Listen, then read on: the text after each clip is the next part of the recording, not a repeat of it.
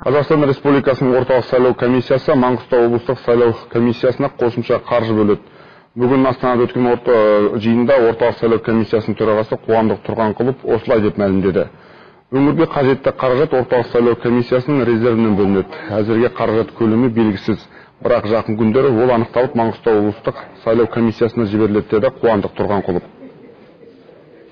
Жақында ғана Маңғыстау облыстық сайлау комиссиясы бізге өтінішпен хабарласты. Олар Жаңаөзендегі қазіргі жағдайға байланысты барлық үгіт-насихат жұмыстарына тыйым салынғандықтан партиялар бағдарламаларын телерадио, газет, журналдар арқылы білдіруге мәжбүр дейді.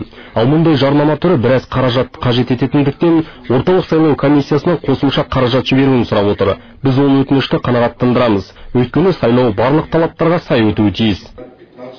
Сондай-ақ мәлім болғандай, 23 желтоқсанға дейін Қазақстан Республикасының орталық сайлау комиссиясы шет мемлекеттер мен халықаралық ұйымдардың тағы 38 байқаушысын тіркеді. Олардың 34-і ТМД миссиясының құрамынан болса, 4-і шет елден келетіндер.